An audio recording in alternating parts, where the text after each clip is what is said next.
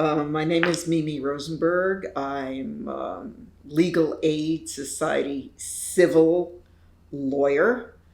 I've worked for over 36 years for the Legal Aid Society in the civil venue, primarily specializing in housing, that is, tenants' rights and public benefits work.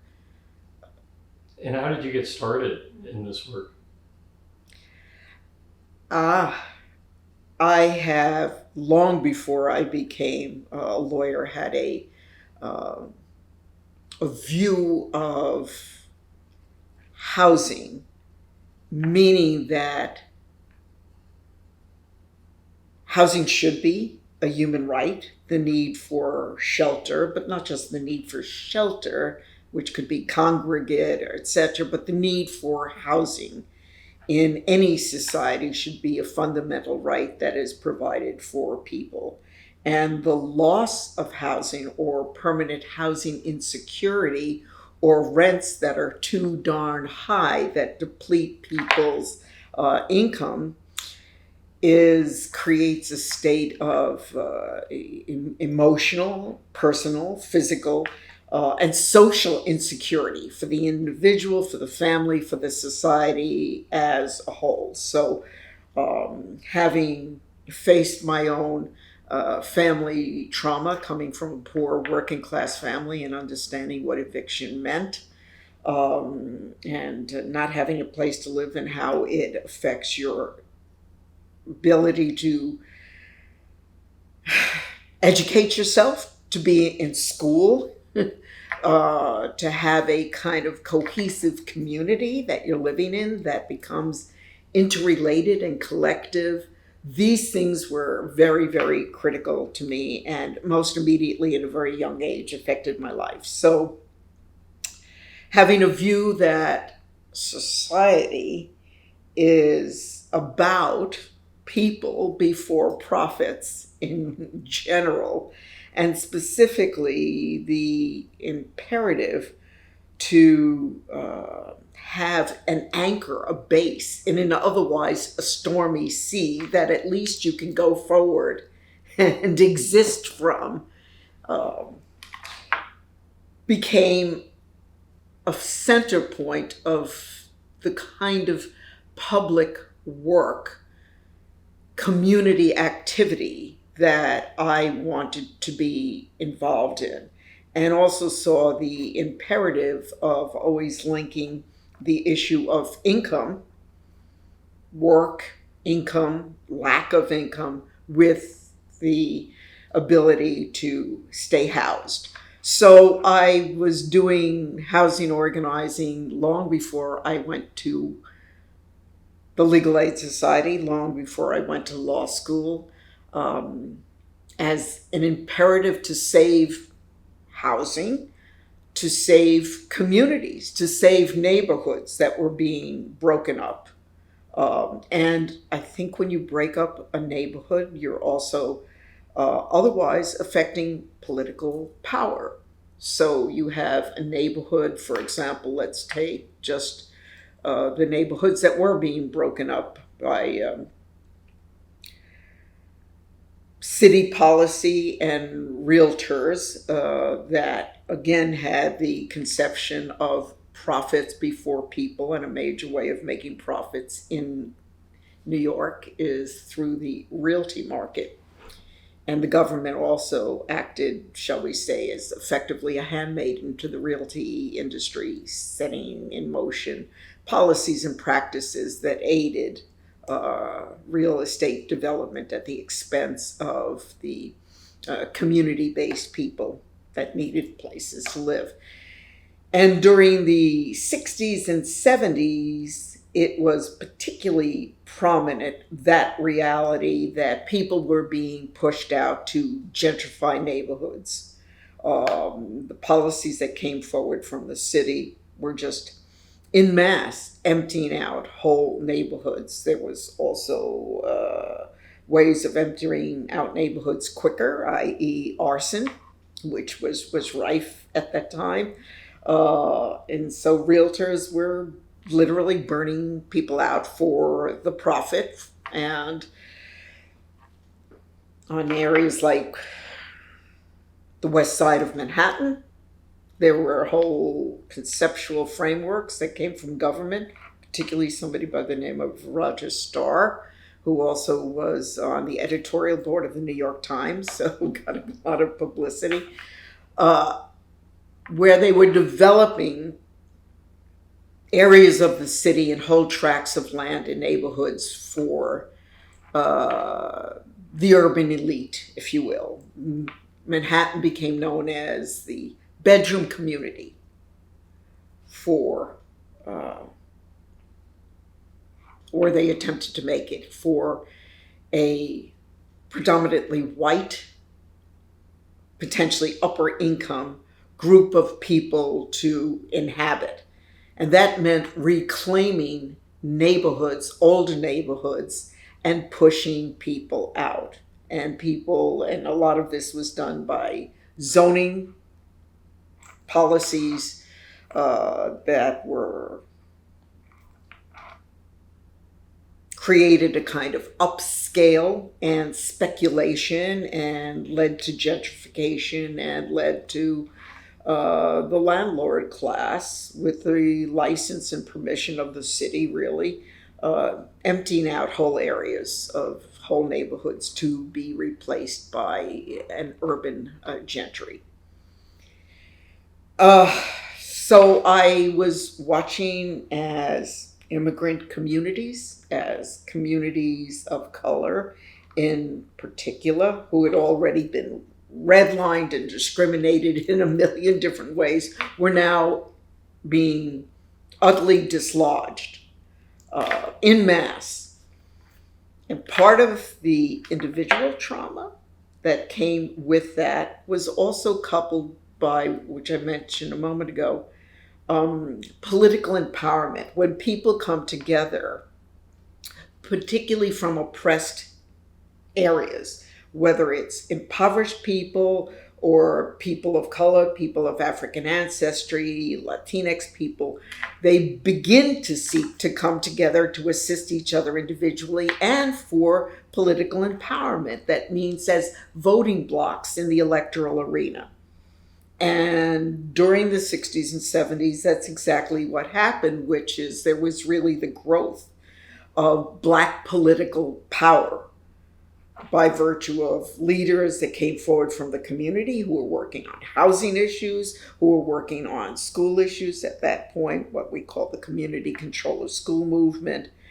And they went on to really build important political blocks that gave people some say in the nature of government through their representatives, and through representatives that were largely more enmeshed in the culture of the community and more responsive to the people in the community.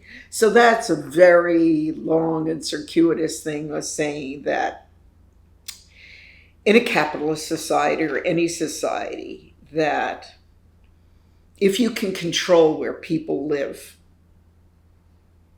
or their inability to live and be housed, that you can really, it erodes any sense of egalitarianism, any sense of democracy, any sense of people actually having a participatory and meaningful role in the advancement and equity of their own lives. So early on, through personal experience and then through ideology, I saw working to save housing, meaning to have rents that were affordable, to create housing, i.e. housing in the public domain, that government had a responsibility to house people who were no income, low income, disabled, all kinds of things, that meant everything as a way to commit myself to some sort of social good and purpose. And as I said, in many ways, it was linked up with how people fare in the work market. if you work like a dog in a very low wage industry, your ability to be housed in at all is circumspect, and to not get evicted once you're housed because the rents continue to go up while your income doesn't is another issue. So the issue of work and housing, which meant that I also was very concerned about the issues of the labor market, the issues of unionization, people getting minimum wages and what the minimum wage would be, were all intersecting. And they became a lifelong vocational political advocacy. Why I got involved in the law after doing lots of community-based organizing. Community-based organizing in housing meant literally trying to prevent marshals from evicting people, actually moving furniture back in, forming block associations, forming tenant associations to seek one's rights from the landlord class. All of that was part of the work that was done, and even at that time, sweat equity, meaning taking over abandoned buildings where people needed apartments, and they would go in, which was mostly what younger people could do, and completely rehab and seek possession of that housing. So all of that was being done. As to the law, when there began to be a question of how I would earn my living, and I wanted to be able to do something that was socially meaningful and kind of continued with some of the political drift that I had gone in. And CUNY Law School opened up. And it was a new law school. And it was at that time supposed to be for people who would not normally be admitted to law school, and for people who had already been in the workforce, and people that perhaps had been older, and people who were in an economically lower echelon of society. And it seemed like an important opportunity where they would actually consider the human endeavor and the human experience, and were looking for people who had a political vocational sensitivity rather than wanting to go to law school to just increase their income and go into the business world. So CUNY Law School formed, and it seemed to me to be a way of developing another tool, i.e. a legal tool, to keep people housed and to further the issues legislatively and otherwise that housing should be in the public domain, and government has a responsibility to create housing for people, for its society. And that's one of the functions of government, not the function of the private market, but a function of government for people to be able to live in a meaningful society and have meaningful lives and perhaps be able to reach their potential. So CUNY Law School was it. And when I finished there, of course, the only place that I would consider working is for a nonprofit that was committed to representing the indigent. And perhaps this is too long an answer, but I must say there's one other piece that about why the law.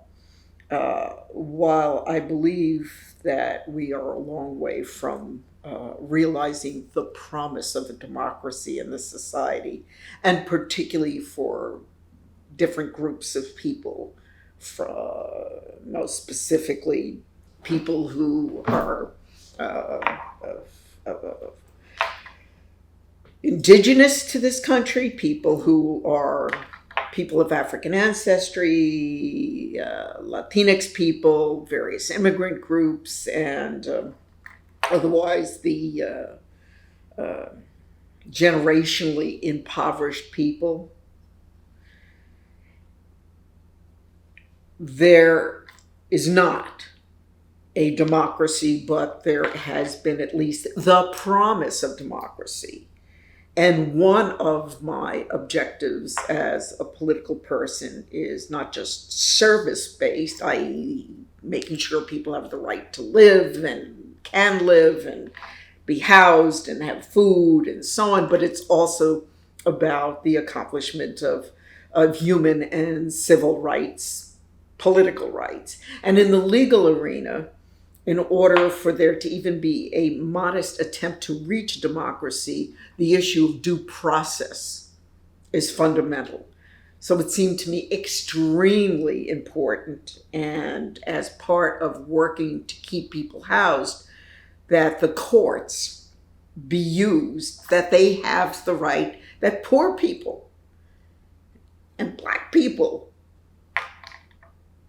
who have never had a fair shake and an equal shake in the courts have due process. And CUNY Law School and the Legal Aid Society seemed finally to be a way where people can work to further due process, and due process is an essential element of trying to accomplish democracy.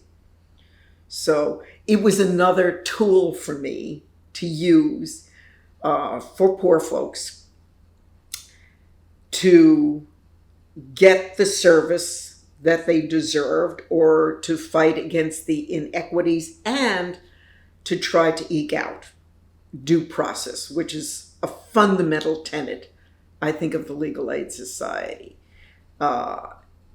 People may not realize this, but particularly in the civil arena, there is no right to counsel.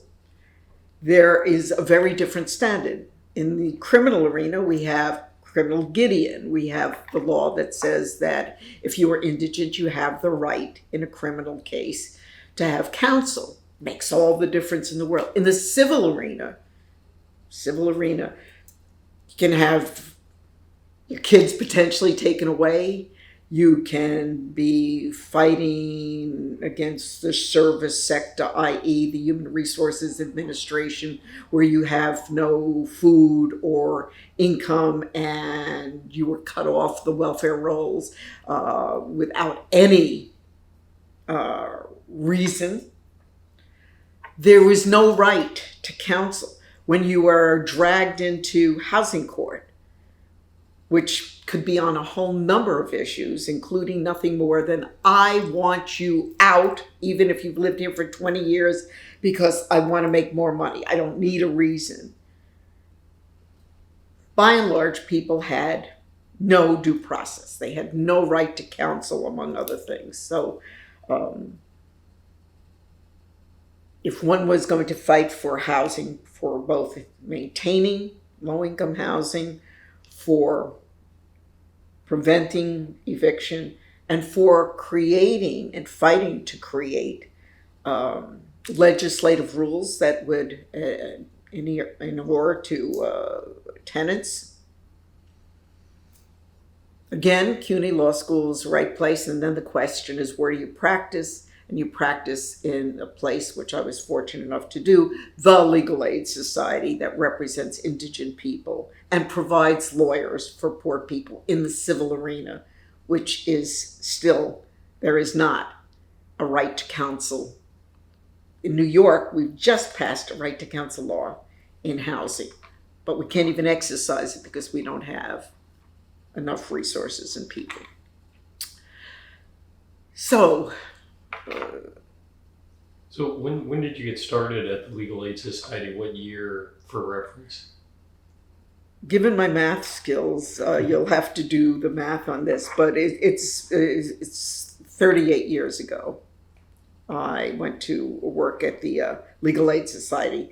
I was working in a legal service project working to prevent people from being evicted in SROs, single room occupancies. I wasn't a lawyer at that time. I was actually working in that while I was going to law school. But once I graduated from law school, I sought to work at what I thought was the premier legal institution in the country for the rights of poor people. And of course, it does both criminal law, but I was particularly interested in the civil area of law. The reason why I ask is I'm curious how you've seen the landscape change over the past 40 years in the work. Within the Legal Aid Society, or based on issues that are coming about within society? Well, I'm interested in both. Particularly, I'm interested in housing in New York City and how you've seen the battles kind of change, or are they the same battles that you were fighting 40 years ago?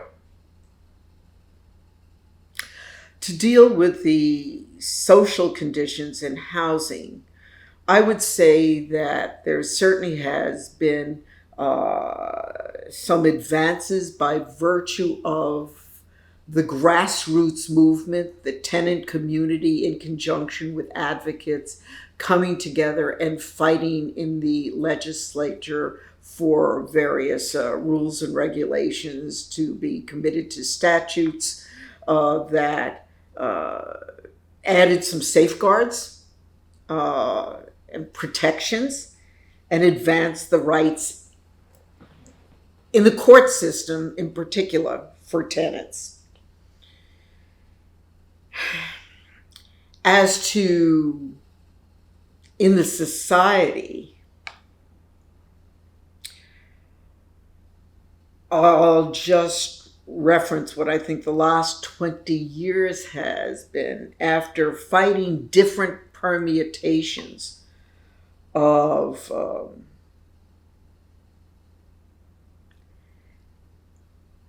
creating mass displacement. Well, there's two aspects to housing. There's the individual seeking to stay housed and to be housed. And then there is the whole societal condition that is grabbing whole neighborhoods and pushing out people. They are generally lower income neighborhoods that have been maintained and built, particularly by people of color. And those neighborhoods are being reclaimed now. We'll get to that in a minute.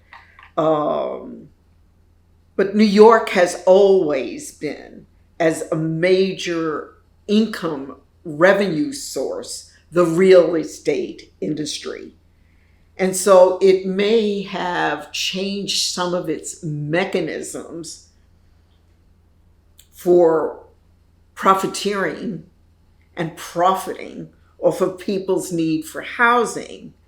That's still a dominant feature. There's still the yin and yang between a society that accepts the idea that for people to be able to live, they have to pay roughly, and what it is now, it can be from 50 to 80% of one's income to be able to live in rental housing.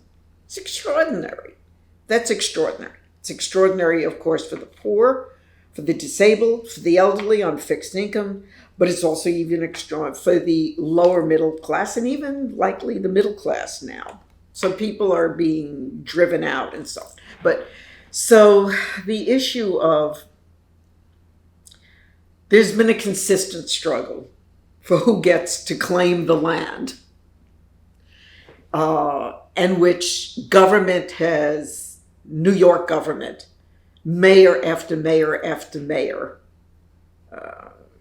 We can just start from, of course, the Koches and the Giulianis and the Blasios, and then through God knows the Eric Adams. They've all been dispositioned to housing development and aiding and abetting the development of the real estate industry through untold tax abatements, and so on. So this struggle is baked into capitalism and baked in New York, that has pitted tenants against the real estate industry and its aider and abetter government policy where it has its influence in. So there were times where there were aggressive tenant movements and tenant organizations, again, mostly the grassroots, that were able to eke out legislation that helped people within the court system at least have some rights. So a lot of what's happened in terms of how severe the consequences are of the idea that capitalism is built on the notion of profits before people, and that's particularly true in the real estate industry. The better or worse has been with the ebb and flow of people's movements. And during the rise of the Black Power movement, if you will, with the advent before the civil rights movement, the Black Power movement, the women's movement, the LGBTQIA movements, the prominence of those movements always adopted as part of their human rights, but the issues of housing and social services and other things were of extreme importance. Being able to get jobs and decent salaries, being able to form unions, those mass movements, which have been more prominent at different times, were able to eke out from the system some real changes and concessions and brought about public housing. Public housing is the government providing housing for those who have the lowest incomes and oftentimes the greatest need for housing. Greatest need meaning they may be disabilities, have everything to do with income. People get sick and don't get the treatment because they're poor and so on. So there were real movements in this city. At this juncture and over the last at least 15 years, there have been housing advocates and grassroots movement, but it's been more on an individual basis. There's been no mass rent strike movement. There's been no mass legislative movement. And that has meant that there's been very little pressure, per se, on government to provide housing, and government not to change the zoning laws to aid in speculation for the realty market, which invariably leads to gentrification and dislocation of poor people, poor neighborhoods. So there's been an enormous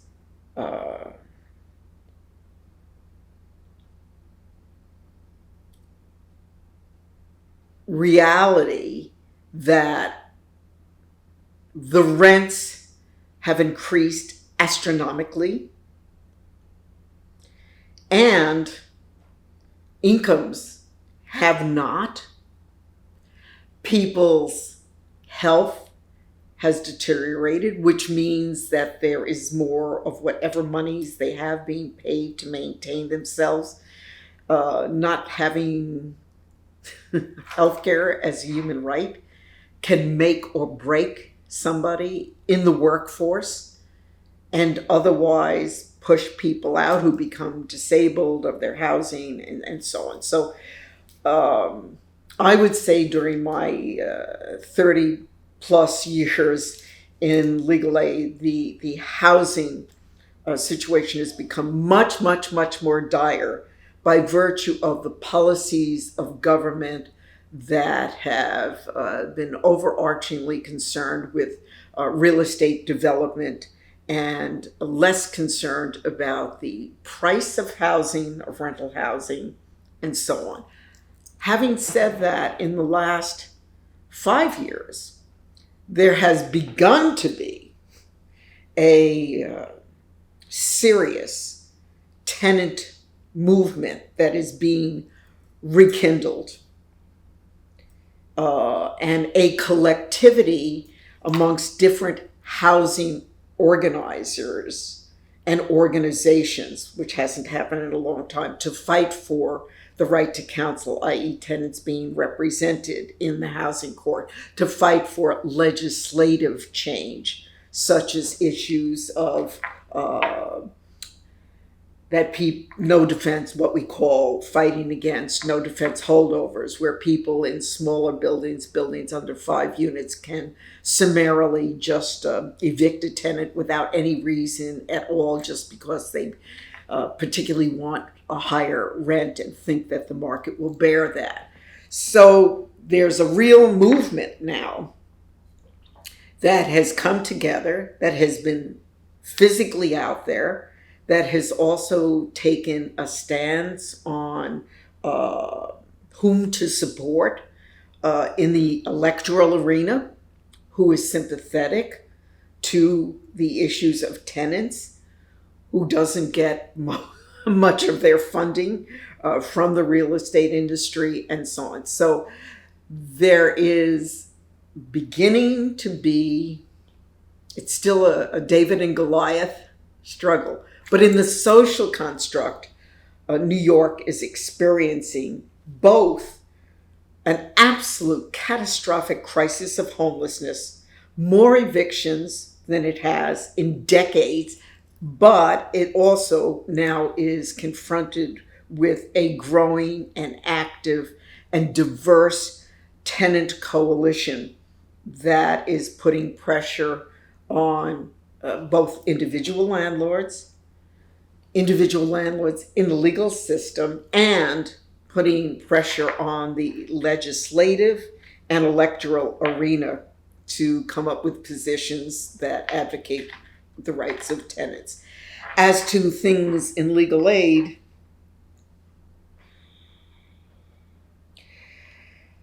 the pressure of getting resources, and resources that are less from the philanthropic sphere and more from government now, has put a tremendous pressure on the society to be rather circumspect about, I think, giving full due process to the cases that it does take. They don't have enough resources to have enough attorneys, support staff, paralegals, and so on, to give full and complete and comprehensive affirmative attention to the people that it represents. And that is because they're the contracts that it enters into now, and that's some problem. The contracts that it enters into means that government, which is where it gets most of its money from at this juncture, demands that it take more and more and more cases. We're just talking about cases that are in the housing court, more and more cases, but it has less and less resources to adequately, essentially, fully and comprehensively represent in an affirmative way and not just a defensive way the tenants. Nor does it have enough lawyers to actually represent the volume of tenants that are flowing in. That is a significant problem, just methodologically. I also think that methodologically, and that's really going to be for the grassroots to demand, At an earlier point in time, the community had community boards that were an endemic part of the legal service communities in New York. There were regular meetings.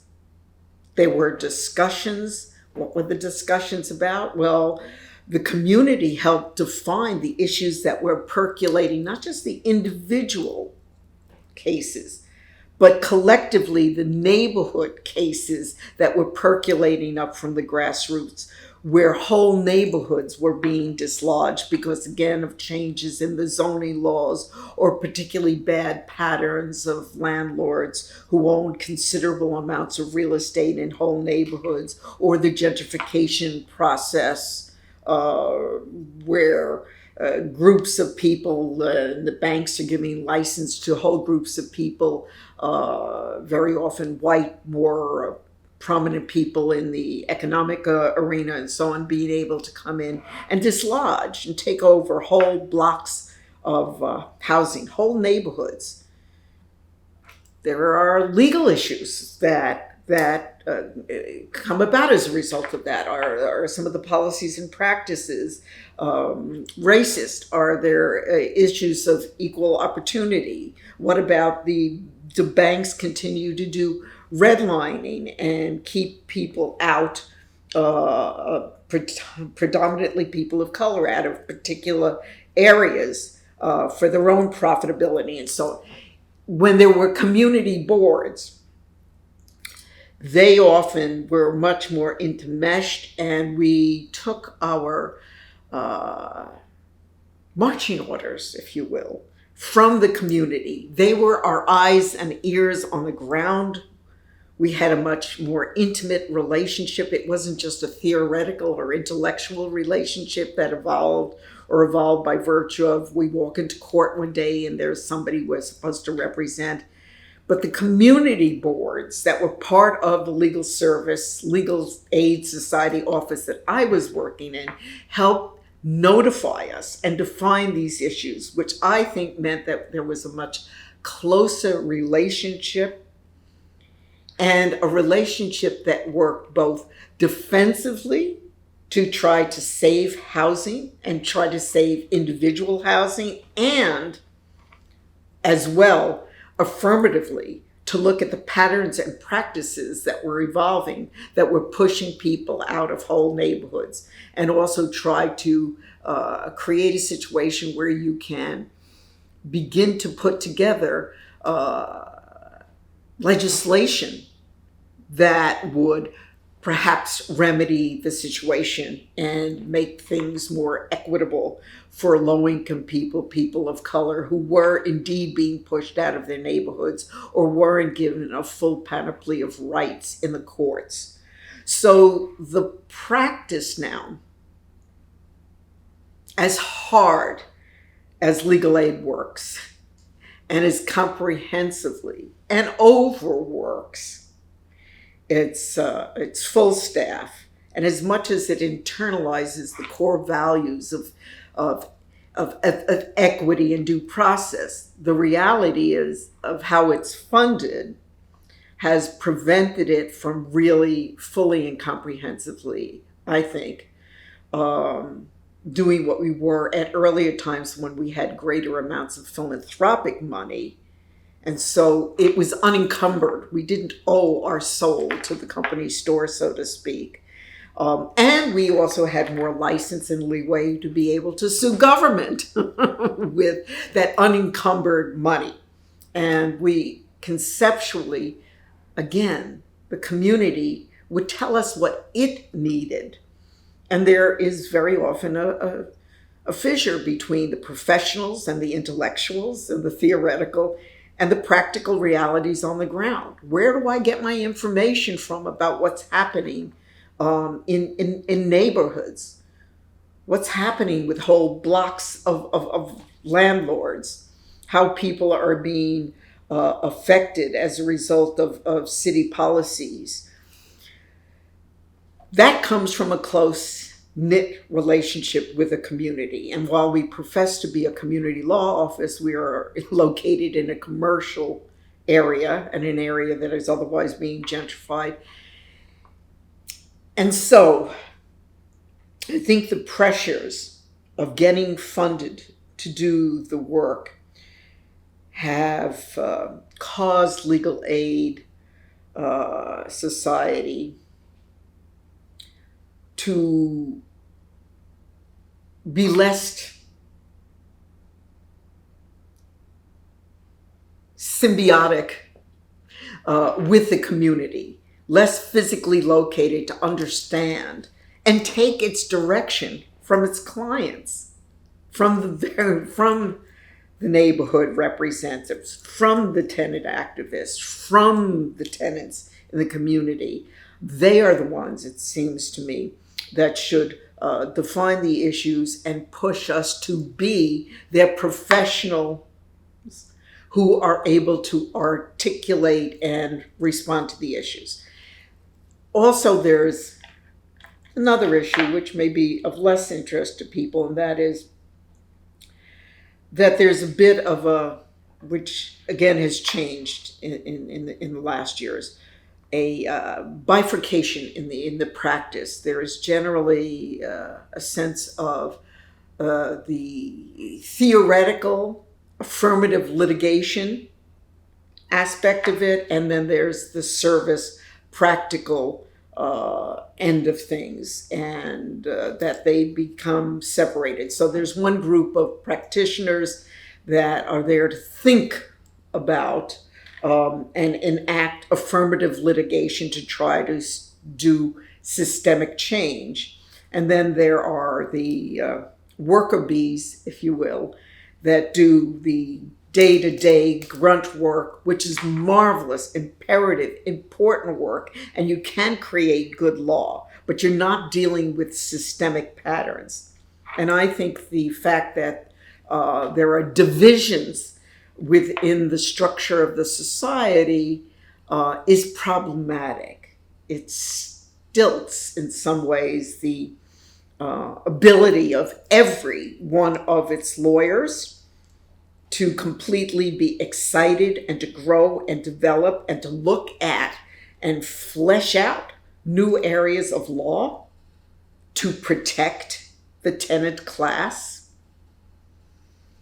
And it also means that very often litigation starts on a theoretical level and is missing that element, that spark that, again, percolates up from the community as to what the community needs and wants, and they should be politically driving the litigation. It is for us to figure out how to translate those political needs into legal jargon and legal theory. So the practice has changed now, but the real change is that there are not the sufficient resources to deal with the fact that there is a national crisis of homelessness now that is reaching catastrophic proportions. The numbers of people who are homeless and in the shelter system are astronomical in New York. The homelessness crisis was not created in any sense by new immigrants coming here. It has existed. It has become exponential, and that has everything to do with the lack of affordable, truly affordable housing, and the fact that incomes certainly don't match the escalating rents of housing. And people should absolutely understand that a good percentage, if not the majority, of people who are in the shelter system, in the family shelter system, are working people, and they are working poor. And they were evicted. They lost their housing for no other reason than the rents were, thank you, Jimmy, who some people still rename, the rents are too damned high. And the government has not built housing that is truly affordable. And the other component of that, which is creating a crisis, is the deterioration and the lack of rights in public housing. We still have the best public housing stock in the city, but we are losing it. There has been a federal crisis. There hasn't been a dime of federal money invested in the creation of housing and public housing since the Nixon years. The Biden administration, for all of its discussion about infrastructure building, how is it possible that it never added housing in any meaningful way and housing construction? So in New York, just to bring it on home, the crisis of housing is unabated, escalating. There is no way the legal service community can keep up with it. And it is not by any fault of the individuals who are losing their housing. Again, people on fixed income, people who have no income, people who are ill or disabled, and the working poor and working low income cannot afford this city. So, can you illustrate that for people who may not understand by providing maybe an example of tenants that you've worked with or that you've tried to help, so that people can understand on a personal level? Because oftentimes we'll hear these numbers, but it's really hard to understand that, those are each one of those tens of thousands of people in the shelter system. Their individual stories often get lost. So if you don't mind, I would love to hear. Well, I can just give 3 examples that I think define a considerable amount of what's happening that are regular kind of cases. For example, a working heretofore freelance writer who is now in his 80s, hardworking, rather prominent, suffered a catastrophic stroke. Also has a spouse that is extremely ill. They are not in a union. They are, again, in a freelance capacity, full-time workers, but a freelance. And aside from being eligible for public assistance, not yet even disability, let me backtrack for a moment. The person suffered a catastrophic stroke, has an extremely ill wife, and lost his employment. What were his options for income? Certainly he was never making enough to save up anything, and the health expenses completely dissipated his savings. He's subject to eviction now, a non-payment. What can he do? He can't afford his rent. At one point, there might have been Section 8 subsidies, which have pretty much dried up, so he can't get a subsidy. The fact that he's older, if he got a disability rent increase exemption or a senior rent exemption, The question is, would he have been eligible for it? But let's assume he's eligible. All that will do is freeze your rent. It means, again, how the hell is he going to pay his rent? He is trying to get on disability. If he does, that would take an extremely long time. Disability in any event is not very much relevant to the rents that exist. And his rent it's not even that terribly high anymore, but it's $2,500 a month. Long-term tenant. The other thing is to go on public assistance. The amount of money that you can get from public assistance for a monthly rent allotment for a family of two is thoroughly insignificant. His wife had been disabled for a considerably longer period of time, and so she was not able. She didn't, at her age, she doesn't have a pension. She also doesn't, just gets Social Security, very little. All right, so they're going to get evicted. These are people, that he had worked all his life, worked hard, and now is extremely ill. What do we do?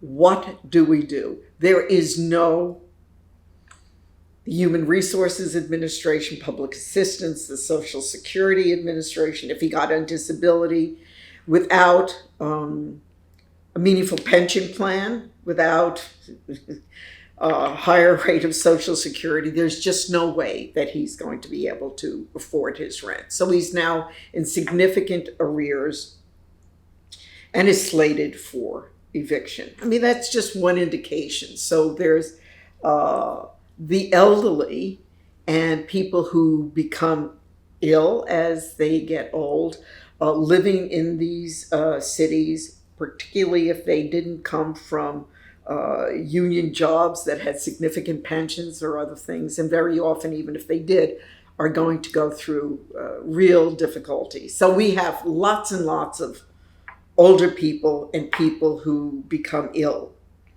who cannot afford the rents, and there's no real mechanism to supplement or support them. That's a whole group of people, and can break it down to the individuals, but that individual is replicated many times over.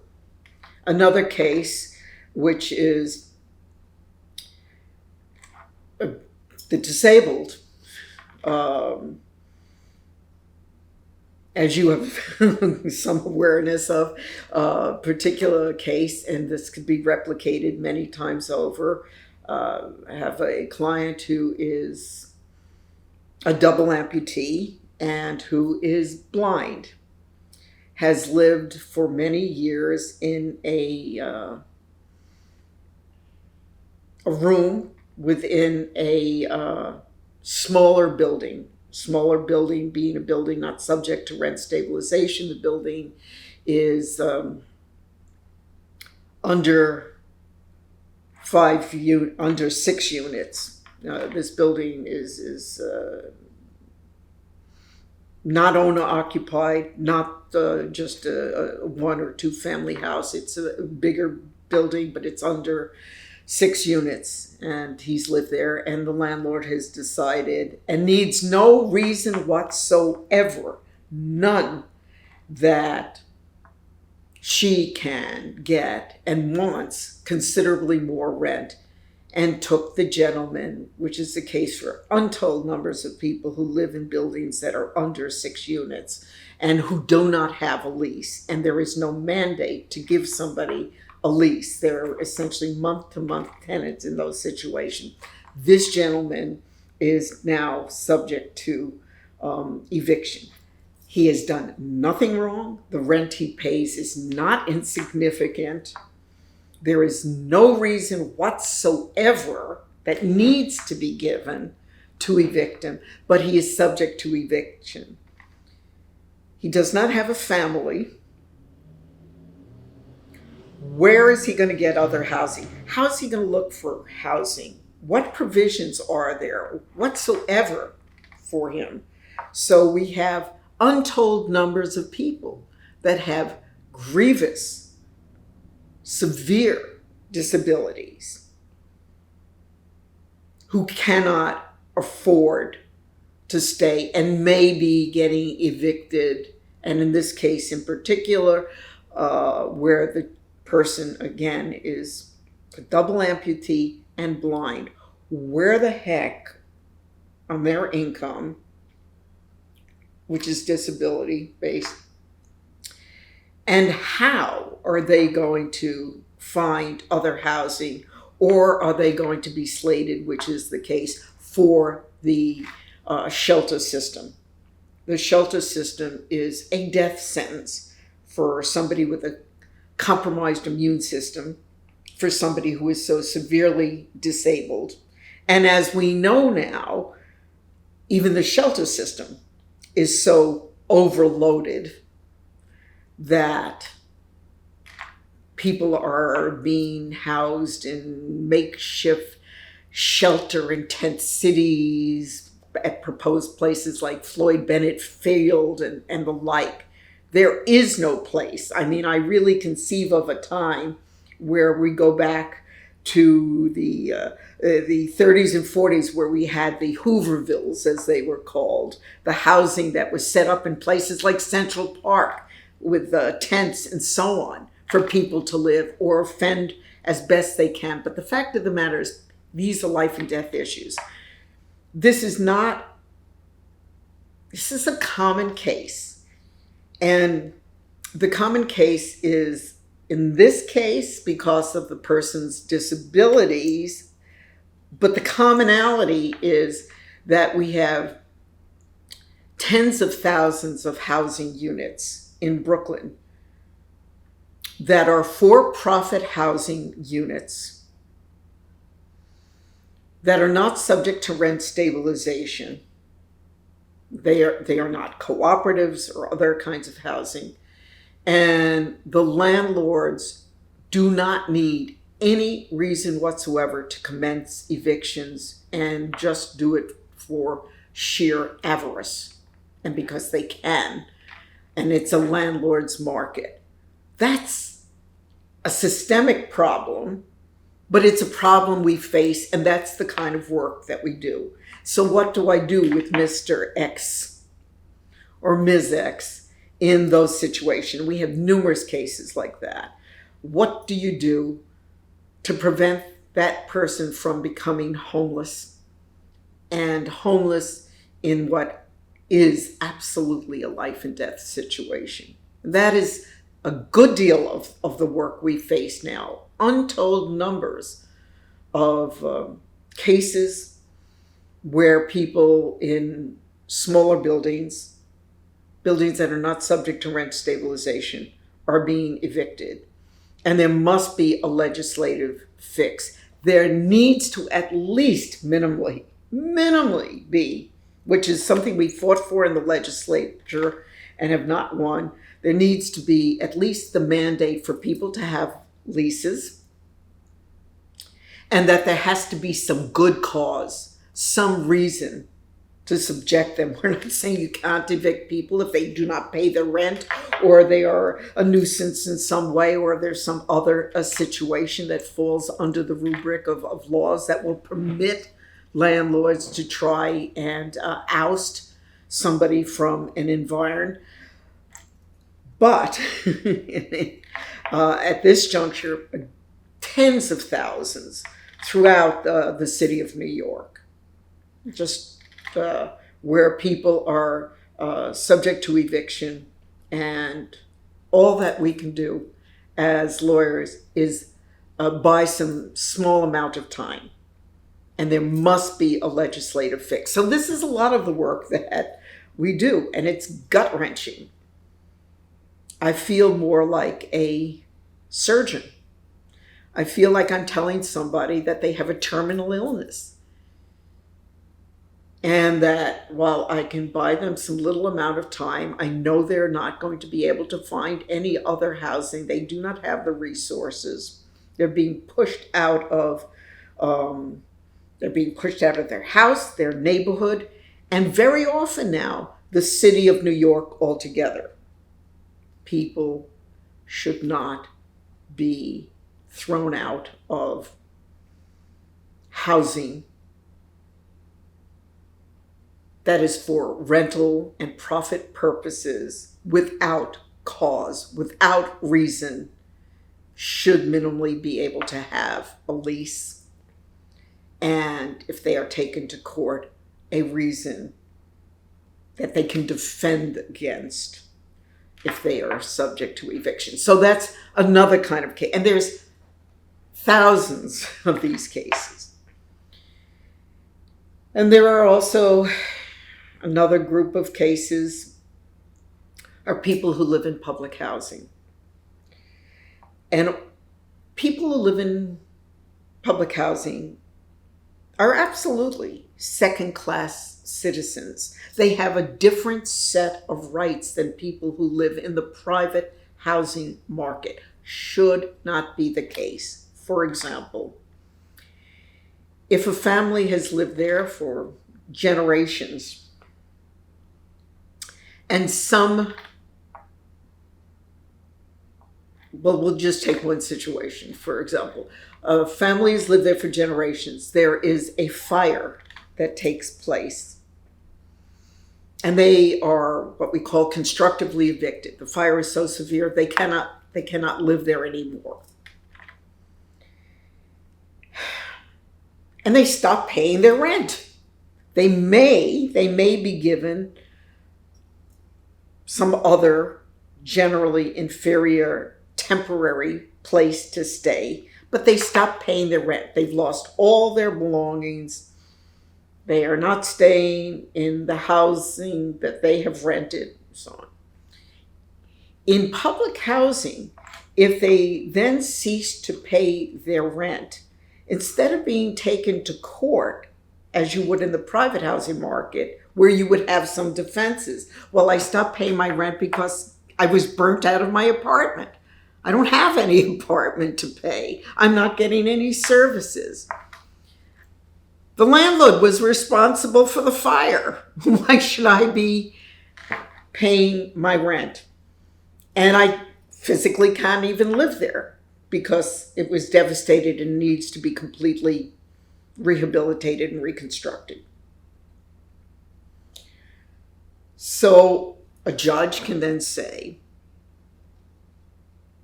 that you can defend against the non-payment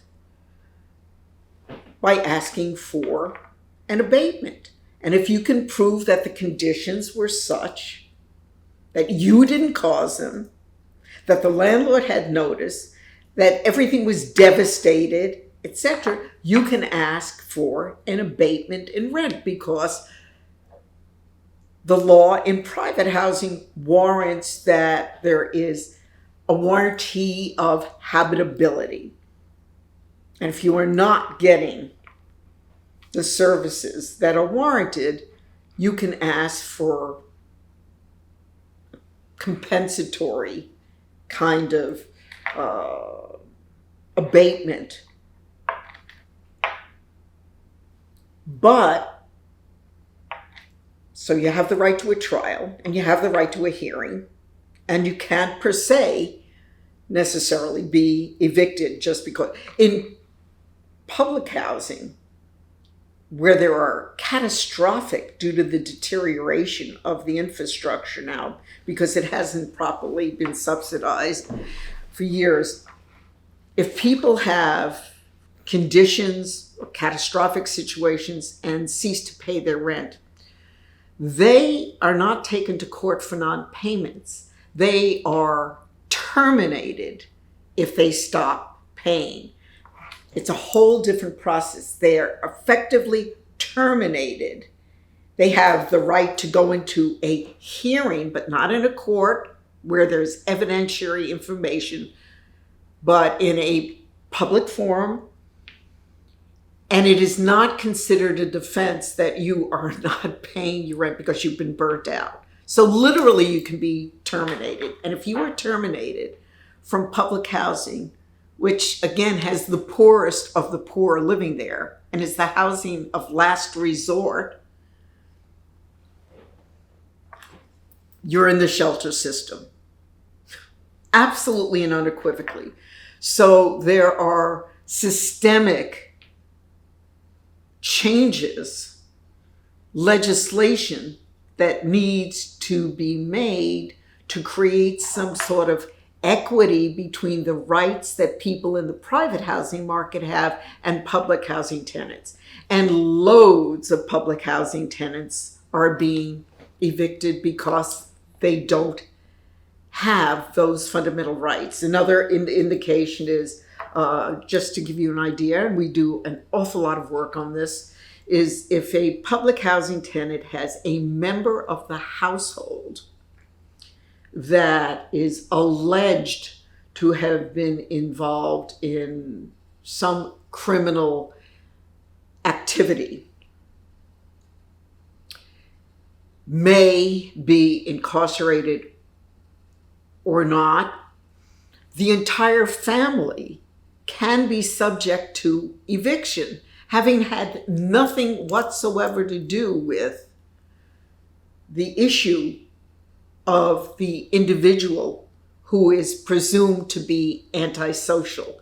Nor can they even, if that case is already litigated and let's say the person is incarcerated for some period of time or convicted in some way, in the civil arena, you can't even relitigate that. It's just, that's what you're facing. So mom, who has a son or daughter that may have been convicted, whether rightly or wrongly, now the entire family is subject to eviction because you were presumed to have control, whether the event happened on project grounds or not.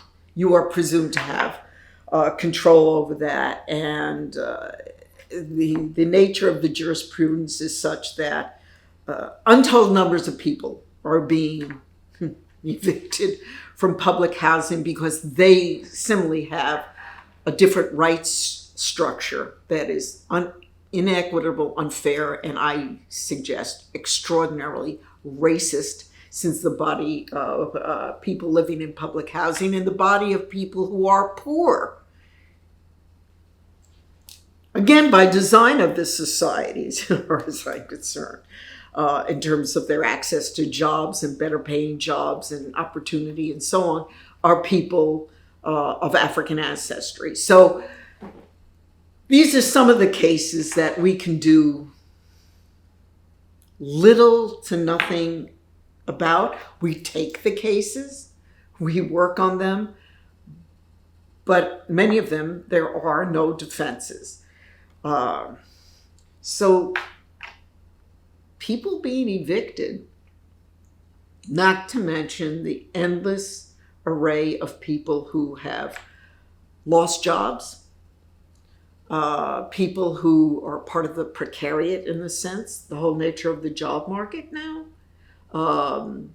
people who do not have unionized jobs, people who work in where there are absolutely no protections, work for greengrocers, people who were all of our first responders, if you will, during COVID. All those folks, so many of them, immigrants who did that hard work of the food delivery, none of whom have any protections in the labor market. People who worked in restaurants, which closed, all of whom, they all lost their incomes. They make little enough to begin with, but they lost their incomes. And if you lose your income, what then in terms of being able to afford to stay in your housing? There may be, under certain circumstances, some grants available, but you can't avail yourself of those grants unless you have some future ability to pay built in. So again, the nature of the job market, which has been catastrophic during this period of COVID, which we have in no way recovered from. Look at all the people who work in those low wage, from the less likely the fast food, but the restaurant industry, the delivery workers, none of whom, again, have any kind of, there's no rules or regulations that protect them from the loss of their job. The hotel industry, all these areas, which drove New York economically in many ways, they lost their jobs. They have not gotten their jobs back. So we represent loads of folks who have lost their jobs, who are now in non-payment situations and are really slated for homelessness.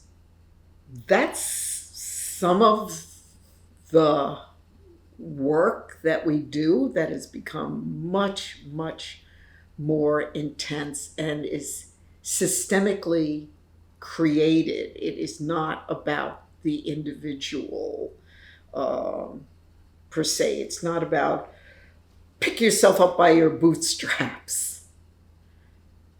People have to understand housing and the housing courts and housing litigation as a consequence and systemic problem that is national now, and better look at the issues of wages, better look at better contracts for those who are unionized, better look at not allowing the profit margins that they do in the private real estate market because they're not affordable, and also need to look at the issue of healthcare destroying the ability to afford rents, etc., of people who are aging. They're all interconnected. So our housing is not affordable. There isn't enough of it. And the rate of eviction is astronomical. And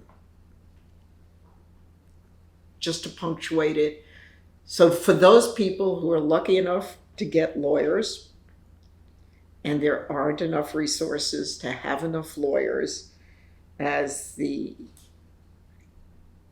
litigation intensifies and the eviction rate is exponential, increasing every year. We who do the work of legal service providers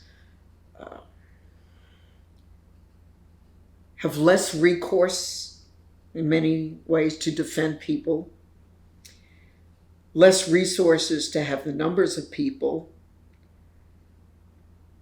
oftentimes because of the lack of resources and the numbers of people we have to defend, can't fully eke out comprehensive affirmative litigation. And for all of our clients, there is a kind of plea bargain reality now that's affecting the civil arena. Do what you can to take the largest number of cases. But the reality is that people who do this work, my colleagues, are extraordinary. They do double time, triple time. They have too many cases, but they do them, and they do them with diligence and consideration, and they apply their own resources and skills and intellect and heart and soul to do whatever they can to prevent people from losing their housing. They oftentimes become realtors themselves. They think about how to get furniture for people who have nothing, and literally nothing. They think of the consequences of where to get healthcare, mental health services, additionally for people who are going through just gross trauma from eviction proceedings. So I admire my colleagues, the Legal Aid Society, for what it has been for over 100 years, continues to be, and for the individuals who do the work. They are extraordinarily committed because they do have a vision of equal rights and justice. You've been so generous with your time, so I just want to wrap up with two final things. One is, are you optimistic for the future? And two is, if somebody hears about these issues and they want to be part of solutions, what do you recommend? Optimistic in terms of legal services, or optimistic in terms of the housing picture worsening, or the nature of government and democracy eroding?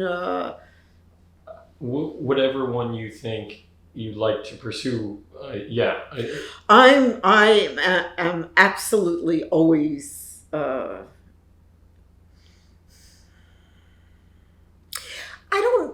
was going to say optimistic, but it's not a matter of being optimistic. If one has a belief system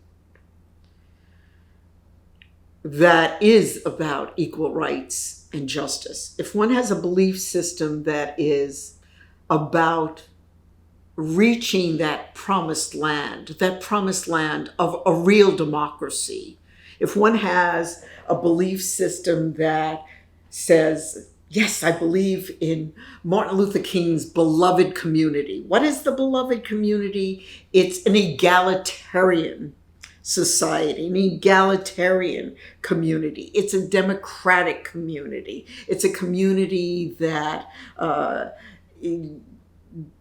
egalitarian meaning that it's about the realization and not just the promise and rhetoric of equal rights, and breaking down divisions and biases, whether it is by class or race or gender.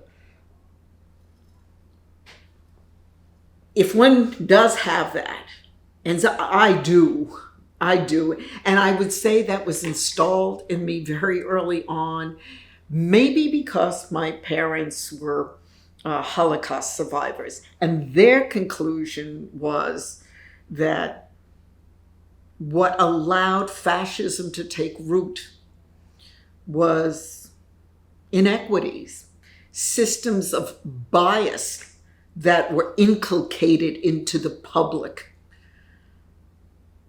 And not everybody came out of the Holocaust with that reality. My parents did, and so they instilled in me a sense of that egalitarianism is strategic, that scapegoating must at all costs be rejected,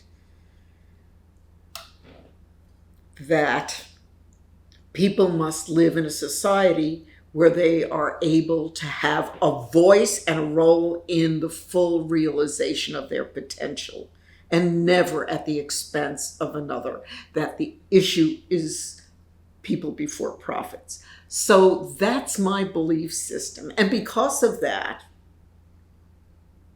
it's what I must do. It's how I must live. I cannot live watching people being hurt. So it's baked into my upbringing, but to care about the human condition and to understand that as goes my neighbor, so go I, that when someone is deprived of their rights or their ability to live a meaningful, constructive life, or just to live in their own skin comfortably and without being derided or humiliated or treated disparately,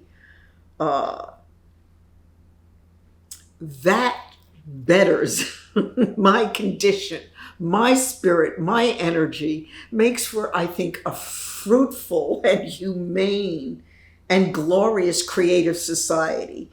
It is my vision of where I want to live.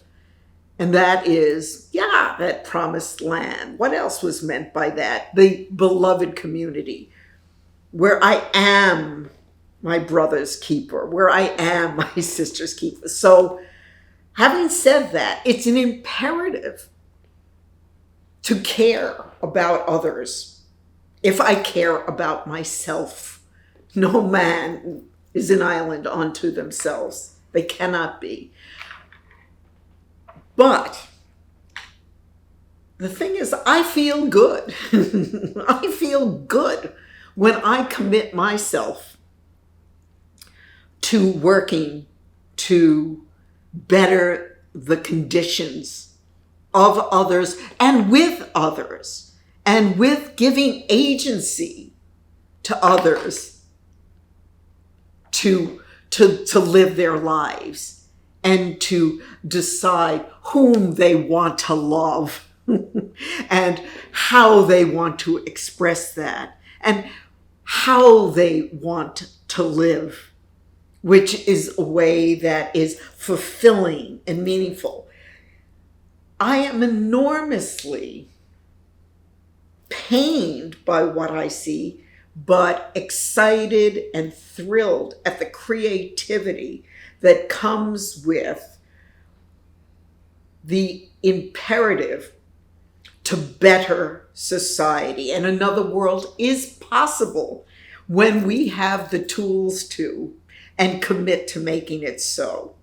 That is a creative process. And do I believe that creativity wins? Oh, yes. Is it individually fulfilling? Oh, yes. And I would say that virtually every single one of the people that I have represented has been empowered by a sense of somebody working with them, not just for them, but with them to accomplish due process. That's empowering. And when you begin to feel empowered, you can commit and have a different view of society as well. And I would say virtually every one of the thousands of people that I have represented through the Legal Aid Society and otherwise worked with in various political processes and projects and events within my community have developed the tools and the inclination to care about others as they work to enhance and live their own lives. So I think we are the majority. And I think that the creative process and the life force, which is a force that is really, truly about giving and loving and building and developing, will always triumph over the forces of hate, of negativity, of viciousness, not without pain, not without suffering, but there's also, you are ignited when you commit yourself. And I know that it's not just me. when one lends a helping hand and one gives agency to somebody else who is downtrodden, and they take up that torch as well, that there's every possibility and probability of winning. And for me, what the winning formula is, community, labor, relation, formulation of movements and parties, ultimately, that really are about assuming power to the people. And part of the work that we do is about empowering people, and empowering people who invariably are democratic in their sensitivity. So I am enormously encouraged by what the prospects for a future are, and not daunted, pained, angered, but I am not daunted by the mountains that we have to climb before we sleep to thwart the growing plutocrats who have really effectuated, I'm sorry to say, what I consider to be historically and contemporaneously a fascist ideology that, yes, it has everything to do with the work that I do. It is the ultimate form of profits before people. So, yeah, I'm very excited about the work. Wish there was a little less of it, but excited about the people who get moved by the way that we practice, which is really, we try at Legal Aid to give the people we represent agency for them to become involved and them to determine the nature of the tactics and strategies of their case to whatever extent they can and are willing to, and most of them are. And yeah, that's an empowering process, and it puts people in a very different place in the social structure. In that final question about somebody who hears you talk about the work that you do and they feel inspired and they want to get involved, what advice do you give them? If somebody is interested, and I hope there are because we don't have nearly enough, to become an attorney, oh my goodness. Think about being a legal service attorney, a public defender. It is gratifying. It is enormously important.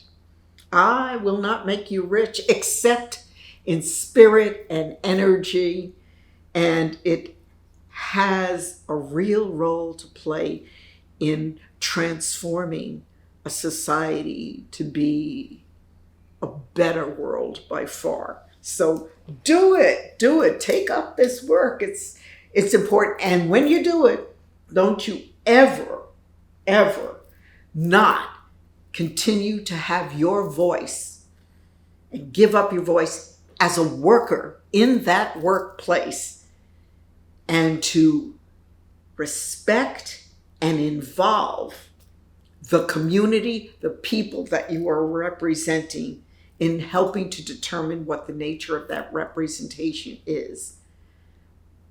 Because you don't want to create an elitist, you don't want to create a hierarchical relationship. So by all means, be a legal service attorney, and do it with the respect and consideration for working to empower the person that you are representing, so that you do it as a team.